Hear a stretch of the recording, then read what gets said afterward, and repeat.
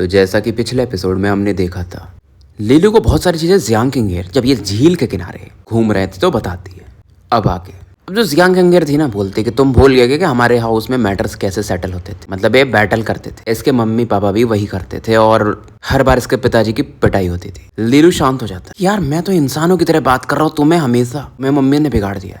फिलहाल जियांग किंगेर उस बंदे के बारे में बोलती कि वो जो बंदा है ना, वो सेकंड स्टार, उसकी रैंकिंग टॉप 3 में है। एक्चुअली हुआ ये था कि मुझे एक मिशन में जाना था, एक बंदे की जरूरत थी, मतलब हमारी टीम में, तो मैंने इसे ले लिया था। ठीक ठाक बंदा है, बस इतना ही मुझे पता है। अब लीलू भी कहता है कि काईवे और लिंकिंग कह रही थी मुझे कि तुम्हारा जो जलवा है पूरे एस्ट्रल से इस कॉलेज में है, और मैं वो देख भी रहा हूँ। अब जियांग किंगेर भी इसे क्या ही समझाएगी और कहती है बस मुझे जल्दी से ड्यूक स्टेज पे पहुंचना है ताकि मैं तुम्हें, फैमिली को हमारे मतलब प्रोटेक्ट कर पाऊँ। अब लीलू उसकी तरफ देखता और कहता है कि यार तुम ऐसा बोलती हो तो मुझे भी अच्छा नहीं लगता, मतलब ऐसा इतरा के थोड़ा प्यार से बातें किया करो ना। जियांग किंगेर भी कहती है लेकिन अभी तुम मुझे हरा नहीं पाए, बैटल में हरा दोगे तो मैं तुम्हें लेडी का जो अलग साइड होता है वो भी दिखा दूंगी। अब इधर वो जो बंदा था ना, ये कटिंग उसे दिखाया जाता है, जिससे कि उसके साथी पूछ रहे थे कि ब्रदर ये क्या, ये वही है लीलू जो सीनियर किंग से इंगेज्ड है? ये कटिंग हाँ मैं सरेला था। और उसका एक फ्रेंड बोलता है ये बंदा क्योंकि इसके साथ में रहा, तो भाई मतलब वो उसके साथ है ऐसा समझो, लेकिन बाद में तो फिर उसके साथ रहोगे। फिर ये डिस्कस करते हैं मतलब लीलू के मम्मी पापा के बारे में, और एक बोलता है कि आप उस लीलू से हर चीज में बेहतर हो। अब कुछ ये भी बोलते हैं कि आपको पता है कि 3rd ईयर और 4th ईयर में कितने चाहने वाले हैं सीनियर किंगेर के। अब दूसरा इसको थोड़ा और मोटिवेट करता है कि उन्होंने आपको एक मिशन में बुलाया था, मतलब वो शायद आपको पसंद करती होंगे। अब ये किडिंग भी बोलता है यार ट्रेनिंग करो, ये सब बातों से दूर रहो। अब ये किडिंग जो था ना, वो ट्रेनिंग के लिए तो जा रहा था, बट फिर भी एक बार पलट के देखता है लीलू और जियांग किंगेर दोनों साथ में हंस रहे थे। जियांग किंगेर की आंखों में एक अलग सॉफ्टनेस था जब ये लीलू की तरफ देखती थी। वो चीज दूर से भी ये कटिंग देख सकता था, क्योंकि इसे पता था कि जियांग किंगेर इतना मतलब प्यार किसी से बात ही नहीं करती, बात ही कर ले वही बड़ी बात है। अब फिलहाल लीलू अपने कमरे में वापस आ जाता, एंटर करता तो जेनफो को देखता टेबल पर खाते हुए पाई मेंग मेंग के बने हुए नाश्ते। चेहरा देखकर लग रहा था कि बहुत दर्द में है, पैर भाई के हिल रहे थे। लीलू अपने हंसी को दबाता है कैसे भी। अब मेंग मेंग इससे भी पूछती कि लीडर आप भी खाना खाओगे? अब लीलू दिखाता है वो जो इसके हाथ में केक था ना, वो बैग, कि मैंने आधा खा लिया यार, अब तो नहीं, आज तो नहीं खा पाऊंगा। जेनफो को अंदर से और गुस्सा आता है। और मेंग मेंग भी पूछती कि वो सीनियर किंगेर थी ना, मैंने उन्हें देखा, वो बहुत सुंदर है। लीलू हाँ में सर हिलाता है और स्माइल करता है। अब इधर मेंटर चीचान आ जाती है, या आज तुम लोगों का दिन है रेजोनेंट पावर ट्री के पास जाने का, नाश्ता वास्ता जल्दी कर लो। फिलहाल ये लोग मतलब इन्हें एक अलग अलग सबको अपना जेड टैबलेट्स मिलता है, मतलब हर एक बच्चों को मिलता है, लेकिन जो वॉयलेट मेंबर्स रहते हैं उनका जो जेड टैबलेट रहता है वो अलग रहता है, और उस पर आपका नंबर लिखा रहता है। पेड़ पे जो पर्टिकुलर ब्रांचेस है, मतलब वहां पर जाकर आप बैठ सकते हो। और ये समझाती है कि तुम जैसे लोग फर्स्ट टाइम जाते हैं ना, तो उनके आसपास एक रेजोनेंट लाइट चमकती है जब वो उस पेड़ पर बैठते हैं, तो हो सकता है तुम ऐसा कर पाओ, कोई पहली बार में नहीं कर पाता है, बहुत टाइम बात करता है। वहां पर नेचुरल एनर्जी ज्यादा है तो तुम्हें कल्टीवेशन में फायदा भी मिलेगा। देखो यार वो टीचर है, ज्यादा ज्ञान देती है, मैं उतना तो दे नहीं सकता, तो शॉर्ट में बता देता हूँ कि भाई अब ये लोग झाड़ पे जाके बैठेंगे और रेजोनेंट एनर्जी एब्जॉर्ब करेंगे। हालांकि चीचा ने इस चीज के बारे में बताती है, सबसे ज्यादा जो इस लाइट को कोई अगर मतलब प्रकाशित कर पाया था, जला पाया, तो वो थी जियांग किंगेर फर्स्ट टाइम में। मतलब उस लाइट को ना आप जिया सिटी में कहीं से भी देख सकते थे। जेनफो और पाई मेंग मेंग अब थोड़ा सा लीलू की तरफ देखते और सोचते यार सच में सीनियर किंगेर एक अलग लेजेंड है। लीलू का फेस न्यूट्रल था क्योंकि वो जानता था कि जियांग किंगेर बस रिकॉर्ड ही बनाना जानती है। ऐसी फियांसे होना कितना प्रेशर की बात है, और इस दर्द को बस भाई समझ सकता था। तो फिलहाल ये मेंटर चीचान को फॉलो करते और रेजोनेंट ट्री की तरफ बढ़ चुके थे। ऐसे जो बहुत सारे ग्रुप्स के लोग थे फर्स्ट ईयर के, अलग अलग गोल्डन ग्लिम मेंबर्स भी, वो भी इस तरफ ही बढ़ रहे थे, और वॉयलेट टीम मेंबर्स भी, और सिल्वर वाले भी। अब जरा लीलू एक फेमिलियर फिगर को देखता है, ये था अपना यूलांग। यूलांग जब इसे देखता है ना, काफी खुश हो जाता है और लीलू की तरफ दौड़ता है। लीलू भी बोलता है भाई ये इतना, क्या ये दोस्ती का पावर है या कुछ और है कि हम इतने दिन नहीं मिले? बट लीलू इसको ऐसा हाय करने वाला था, हाथ ऐसा भाई लहराता है, बट यूलांग इसे पार कर जाता है। उसकी आंखों में एक अलग चमक थी जो कि बाई मेंग मेंग की तरफ थी। तभी पीछे से आवाज आती है तुम क्या कर रहे हो? यूलांग की मतलब हाथ एकदम रुक जाती है क्योंकि बाई डोडो इसे घूर रही थी। यूलांग रुक जाता ना, लीलू के एकदम पास आ चुका था क्योंकि अरे मैं अपने भाई से मिलने आया हूँ। लीलू के ना कंधे पर हाथ रख देता है। लीलू बोलता है मुझे काटोगे? लीलू वाला अलग खेलता है कि कैंटीन का खाना कैसा है। यूलांग बोलता है हाँ ठीक ही है। फिर लीलू मजा लेने के लिए बोलता है कि भाई तुम्हें पता है भाई मेंग मेंग हमें डेली ब्रेकफास्ट बनाती है, तो हमें क्योंकि बाहर ही नहीं जाना पड़ता है ना, इसलिए मुझे नहीं पता है कि कैंटीन का खाना कैसा है। यूलांग और ज्यादा मतलब भाई ये, और ऐसी लड़की तो सबको चाहिए ना भाई। वाई डोडो देखती कि मेरी बहन खाना बनाती है। लीलू इसके आंखों में एक अलग चीज देखता है वाई डोडो की आंखों में, और वाई डोडो पूछती भी कि क्या तुम लोग खाते भी हो? लीलू बोलता है हाँ भाई इतने प्यार से बनाती, क्यों नहीं खाएंगे? और तो वाई डोडो को थोड़ा अच्छा लगता है। लीलू इससे पूछता है उसके साथ प्रॉब्लम क्या है, क्योंकि वो अपना खाना खाती है ना, तो उससे बिल्कुल भी प्रॉब्लम नहीं होती। इससे लेके मतलब देखो क्या है ना कि वो खाना बनाती है, उससे टेस्ट का अंदाजा ही नहीं है, मसाला वसाला कुछ भी डालती रहती है। तो अब वाई डोडो बताती मेंग मेंग एक रेयर पॉइजन की वजह से हो गई, मतलब बचपन में झाड़ोड़ में कहीं चुभ गया हो गया जो भी, उसके जो सेंसेस है ना टेस्ट वाले वो गायब हो चुके। तो अब लीलू को समझ में आता है इतनी सुंदर लड़की और ऐसा प्रॉब्लम। और यूलांग ये सब सुन रहा था कि क्या ही मत, एंजल की बेटी है ये बोलता तुम लोग को समझ में नहीं आता लीलू, मैंग इतने प्यार से खाना बना रही है ना, मैं रहता ना भाई मैं 3-3 बार खा लेता, 3 बाउल्स खा लेता। अब जो बाइडोडो थी गुस्से में बोलती क्या तुम चुप रहोगे। अब यूलांग शांत हो जाता है और लीलू को अब समझ में आता है कि सही है, ऐसे यूलांग को सही बंदे मिल चुकी है। और इवन ये भी बोलती एक शब्द मेरे बहन के बारे में और तुम्हारी चमड़ी उधेड़ दूंगी। इधर दोनों बहनें काफी प्यार से मिलती। अब यूलांग लीलू से बोलता है मेरी किस्मत इतनी झंड क्यों है, ऐसी बंदी मिल गई मुझे। लीलू फिलहाल इसे समझाता है कोई ना, मेरे हिसाब से बाइडोडो तुम्हारे ज्यादा टाइप की। और बस इवन यूलांग इसको मदर शार्क भी बोल देता है कि भाई वो शार्क से कम नहीं है। बट लीलू इसे अलग समझाता है कि देखो यार बाइडोडो का जो जो ग्रेड है रेजोनेंस का वो 8th ग्रेड का है, लोअर 8th ग्रेड। पोटेंशियल तगड़ा है और विंड रेजोनेंस यूजर है, फैमिली भी पावरफुल, तो वो तुम्हारे सपोर्ट में रहेगी ना तुम्हारे लिए बेहतर है। अब इस दौरान यूलांग बोलता है तुमने किंगेर के बारे में कुछ सुना, मतलब लू किंगेर की ये बात कर रहा था। और बताता है फिर कि अरे यार मेरे को तो टाइम नहीं मिला, बट यूलांग बताता है कि एक्चुअली जो वांग हेजू है ना उसका पीछा कर रहा है बार बार। और पूरी स्टोरी बताता है कि तुम्हारे लिए उसने इस बंदे को उस कंपटीशन के दौरान रोका था। लीलू को गुस्सा आता है कि इस बंदे को तो सबक सिखाऊंगा, क्योंकि वो भी इसके एक बहुत अच्छी दोस्त है। तो लीलू का दिमाग में ये छप जाता है इस वांग हेजू को तो सिखाऊंगा सबक। अब इधर सभी मेंटर्स आ चुके थे और बच्चों को बोलते कि अब तुम लोग पेड़ पे चढ़ सकते हो, जिसके ऊपर जो लीफ का नंबर लिखवा, देखो पत्ते बहुत बड़े बड़े थे, उस पर ही बैठना था, तो उसे वहीं बैठना है। तो लीलू वगैरह वैसे ही फॉलो करते। जो ब्रॉन्ज वाले बंदे थे ना उनका पेड़ शायद थोड़ा नीचे था, पेड़ की जो पत्तियां थी नीचे बैठना, मतलब बैठना था उस रैंकिंग के हिसाब से ही था, सेम साउथ विंड एकेडमी में भी था। अब लीलू जब आगे ऊपर चढ़ रहा था तो इसकी नजर लू किंगेर पर पड़ती है और लड़की आज के दिन अच्छे से कवर्ड थी, आप मतलब ट्रीज पे क्लाइंब कर रहे हो। और फिर लीलू इससे थोड़ा हंसी मजाक करता है और इस दौरान मतलब लू किंगेर भी इससे पूछता हमारा रिलेशन कैसा है। लीलू बोलता है मतलब बैटल के साथ ही। और ये बोलता है हम चारों मतलब एक अच्छा टीम बना सकते हैं, 4 हीरोज ऑफ साउथ विंड, मैं तुम यूलांग और जाओको। ये भी सोचती कि शायद इस दुनिया में सबसे पागल इंसान है। तब तक इसको अपना स्पॉट मिल जाता है और फिर ये बोलती लीलू तुम मोरॉन हो एकदम, मुझे 4 हीरोज ऑफ साउथ विंड बनना भी नहीं है, तुम तीनों इडियट्स ही रहो साउथ विंड के। अब लीलू सोचता है कि इसे जल्दी काहे की थी, मतलब इस लड़की को। फिर सोचता है शायद अच्छा फील नहीं कर रही होगी, अगली बार इसे अच्छे से मतलब समझाऊंगा। अब लीलू अपने स्पॉट की तरफ बढ़ रहा था और थोड़ा सा ना पर्पलिश हो रहा थी, नेचुरल एनर्जी ज्यादा थी गोल्डन लीफ से। अब लीलू जिधर पड़ता ना वहां पर किनजुलू बैठा था और लीलू समझ जाता है कि किनजुलू फिर से रास्ता भूल चुका। और फिर लीलू उससे पूछता भी है, मतलब थोड़ा सा सर खो जाके कि मेरे को मेरा स्पॉट ढूंढ के दे दोगे क्या। लीलू उसका टोकन देखता है और इसको फिर गाइड कर देता है, जाके 8 कदम फिर राइट ले लेना जो भी है, फिर एक लेफ्ट लेना पड़ेगा, वहां पर तुम्हारा नंबर है। बट किनजुलू बोलता है यार मुझे लेके चलो वहां पे, कि यार ये बंदा सच में खत्म ही है क्या, बस बैटल करना जानता है। तो लीलू फिलहाल उसे उसके जगह पहुंचा देता है। किनजुलू उसे थैंक्स बोलता है, फिर बोलता है कि यार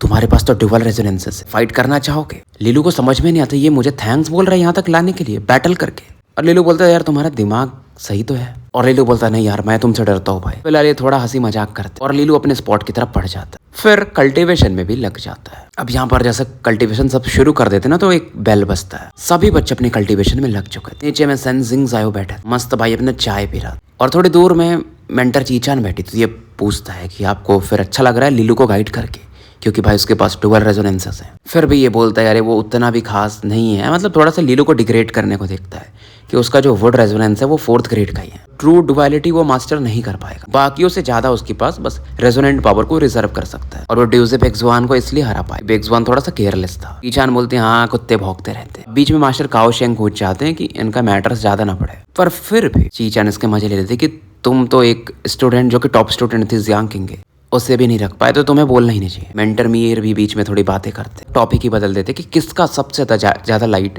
रेजोनेंस लाइट चमकेगा इस बार। जो 5वें वॉयलेट वाइब्रेंस मेंटर थे जिनका नाम चूजी, वो बोलते कि यार मेरे हिसाब से किनजुलू, कि वो बंदा के पास अपर थे 8th ग्रेड का रेजोनेंस है, वो बैटल के लिए ही बना है ऐसा बंदा। डर काओशेंग बोलते हैं उसके अलावा मुझे लगता है वांग हेजू, बाइडोटो, ड्यूस बेक्सवान, ये लीशा, क्योंकि इन सभी के पास लोअर 8th ग्रेड का रेजोनेंस है, तो इनके पास भी थोड़ा मौका होगा कि फिर वो भी उस रैंकिंग में जा सकते हैं। लेकिन जो मेंटर थे ना वो कुछ और चीजें भी बोलते हैं कि देखो यार सब तो ठीक है, लेकिन अगर आपका फीत बहुत स्ट्रांग है ना, अंदर से बहुत स्ट्रांग हो, एक विश्वास है आपके अंदर, तो भी आपका रेजोनेंस का ग्रेड इंपॉर्टेंस है। रेजोनेंट ग्रेड तो इंपॉर्टेंट है लेकिन वो भी मैटर करता है। हमने देखा भी है कि कुछ कुछ golden gleam members violet member से भी ज्यादा समय तक अपनी लाइट को इल्यूमिनेट कर पाते हैं। फिलहाल लाइट चमकना शुरू हो जाता है। जो मेंटर सरप्राइज थे, किनजुलू के आसपास लाइट चमकना शुरू हो चुकी थी, काफी ब्राइट चमक थी, इंटेंस थी, और कोई ज्यादा उतना फिर सरप्राइज नहीं होता कि भाई किनजुलू है। वैसे करके ना सभी के धीरे धीरे लाइट्स चमकने लगते हैं। इधर लीलू के आसपास भी लाइट चमकना शुरू हुआ, तेजी से नेचुरल एनर्जी को एब्सॉर्ब कर रहा था। जैसे जैसे लाइट्स मतलब ऑरा एब्सॉर्ब कर रहा था ये, तो इसके जो रेजोनेंस सीड्स हैं, क्योंकि ये अब रेजोनेंस मास्टर लेवल पे था, तो वो और चमकते हैं और उनका साइज भी थोड़ा बड़ा होने लगता है। और इसी समय एक दूसरे नीले पत्ते पर, वॉयलेट पत्ते पर हमें यूलांग को दिखाया जाता है। ये भी नेचुरल एनर्जी अब्सॉर्ब कर रहा है, इसका कल्टीवेशन फील हो रहा था, इस थोड़ा ग्रो कर रहा है, लेकिन रेजोनेंट लाइट नहीं चमकती। लगता है यार 6th ग्रेड का रेजोनेंस काफी नहीं है। थोड़ा सा चिंतित होता है, बोलता है लगता है मुझे अपना अल्टीमेट मूव मारना ही पड़ेगा। और फिर ये अंदर अपने को खुद को बोलता है कि मैं यूलांग हूँ, मेरे पास 8th ग्रेड का रेजोनेंस और मैं इस दुनिया का फास्टेस्ट मैन बनूंगा। सेम चीज को ये रिपीट करता है और फिर इसके दिमाग में जो बाकी ख्याल चल रहे थे ना वो एकदम शांत हो जाते हैं। बस यही चीज बचता है, खुद को विश्वास दिला लेता है कि भाई मैं हूँ यूलांग, ग्रेड का रेजोनेंस यूजर, इस दुनिया का फास्टेस्ट इंसान बनूंगा। खुद को ही मतलब ये बंदा मंत्रमुग्ध कर रहा था। और जब इसे पूरा विश्वास हो जाता है ना तो इसके आसपास एक लाइट चमकना शुरू हो जाती है, रेजोनेंस लाइट।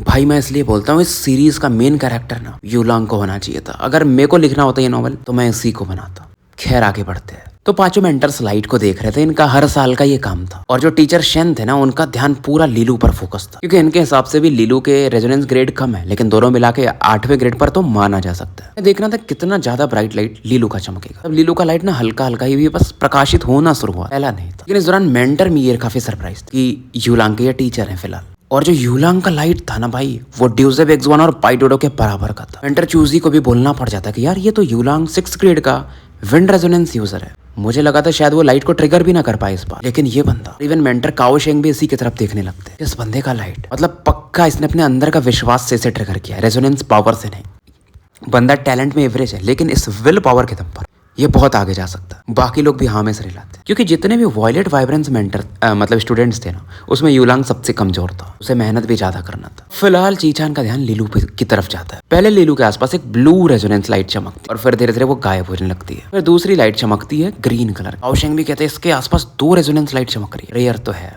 बट जिंगजायो बोलते हैं दोनों मिलाकर किंजोरो से डिम है लाइट। जियांग किंगर तो छोड़ दो। तो बाकी लोग भी हाँ में सर हिलाते। फिर बोलते हैं यार जियांग किंगर की तो बात ही नहीं कर सकते ना, वो तो 9th ग्रेड की बंदी, उससे कंपेयर करना ही मतलब सही नहीं है। अगर लीलू के दोनों डुअल रेजोनेंसेस ना 8th ग्रेड के होते तो लीलू के पास एक मौका होता, लेकिन चीचान फिलहाल कुछ नहीं बोलती। जिंगजायो को ना लीलू से इंटरेस्ट खत्म हो जाता, का भी नॉर्मल लाइट है, मतलब मिला जुला करके ड्यूजेब एक्स1 के लेवल की लाइट चमक रही थी इसके भी। अब गोल्डन स्टूडेंट्स उनका लाइट थोड़ा और डिम था, तो धीरे धीरे सभी के लाइट्स मतलब 10 मिनट के बाद गायब होने लगे। सबसे ज्यादा जियांग किंगर टिके 20 मिनट तक। पाइडोडो अपनी आंखें खोल लेते। तब इतना ट्रेनिंग यहाँ पर 1 महीने की ट्रेनिंग के बराबर है, वो भी कड़ी मेहनत की ट्रेनिंग के बराबर है। और यूलांग की तरफ देख, उसका भी जो रेजोनेंस लाइट था वो गायब हो रहा था और ये हैरान था कि ये बंदा ये 6th ग्रेड का भी होकर लाइट जगा पाया। और मन में बोलती है बैड नहीं, मतलब उतना भी बुरा नहीं है। यूलांग फिर आंखें खोलता और इसका पावर लेवल पहले 9th सील पे था, अब 10th सील पे पहुंच चुका था। मतलब थोड़ा और फिर भाई अपना रेजोनेंस मास्टर स्टेज पर पहुंच जाएगा। धीरे धीरे सबकी लाइट्स गायब होने लगती। 8 मिनट और बीत जाते, बट लीलू के आसपास की लाइट अभी भी थोड़ी चमक रही। काओ शेंग बोलते ये बंदा तो 18 मिनट तक टिक गया। शेन का चेहरा देखने लायक। वही चीचान थोड़ी खुश थे कि लीलू की लाइट उतनी ज्यादा नहीं चमकी, लेकिन लंबे समय तक चमक रही। तो लगभग क्या सभी का ट्रेनिंग खत्म हो चुका था लीलू के अलावा। इवन किंजिलू, बाइडोडो भी सरप्राइज थे लीलू की तरफ देखकर। लोगों को लगता है क्या ये जियांग किंगे को सरपास कर जाएगा। 20 मिनट भी निकल चुके थे। अब ड्यूजेब एक्स1 का जेलसी भी देखने लायक था। लीलू इतना देर कैसा टिक गया। सी की विंग भी थोड़ी सरप्राइज थी, बट अलग वे में। बट सोचते कि लीलू अभी भी उतने टॉप पर नहीं है, लेकिन लीलू धीरे धीरे तरक्की कर रहा है। मतलब अगर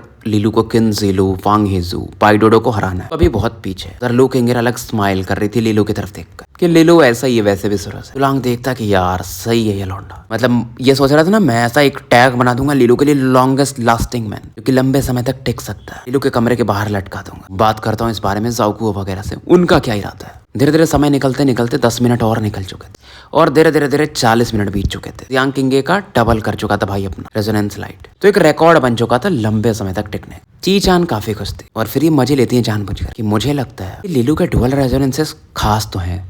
शेन कुछ कह नहीं सकते, चाय पीते रहते। काओशेंग भी कहते यार ये बच्चा है तो तगड़ा, जियांग किंगर के जैसा ब्राइटेस्ट नहीं है, उसकी स्टैमिना अलग है। मीर को भी कहना पड़ता है कि हाँ यार इतने समय में मैं पहली बार किसी को इतना लंबा देख रहा हूँ। तो चूजी कहती है यार, कहती पता नहीं लेडी है कि कौन है। हाँ यार डुअल रेजोनेंसेस इसलिए तो खास होते हैं। अब लीलू फाइनली अंगड़ाई लेते, ऐसे अच्छी फीलिंग आ रही थी। इसके रेजोनेंसेस सीड्स जो थे दोनों पहले से काफी बड़े हो चुके और उसके आसपास एक पैटर्न बन रहा था, यानी कि फ्लावरिंग सीड टायर में पहुंच रहा था। मतलब पहले देखो इसका power level resonance master stage में ही क्लियर सीड पे था, मतलब एक बीज था। अब उसमें ना पत्तियां आने लगी थी ऐसा समझ, इसलिए उसे फ्लावरिंग सीड टायर कहते। अब मेंटर फिर भी बाकियों को समझाते कि बैठो और कल्टीवेट थोड़ा और कर लो तुम लोग, मतलब फायदा ही होता है। धीरे धीरे 6 घंटे निकल चुके हैं। तो लाइट एक बार ही जलता है, उसके बाद आप कल्टीवेट कर सकते हो, क्योंकि ऑरा तो आप एब्जॉर्ब कर ही सकते हो। अब इधर हमें लू किंगर जहाँ बैठी थी उस जगह को दिखाया जाता है। अब 6 घंटे बीत चुके थे, इसका कल्टीवेशन खत्म हो चुका था, लेकिन काफी इरिटेटेड फील कर रही थी क्योंकि इसके सामने में दूर में एक बंदा था जो पंखा डोला रहा था, और ये था वांग हेजू, क्योंकि लगातार इससे बात करने को देखता था, ऐसे ही कर रहा था। अब नॉर्मली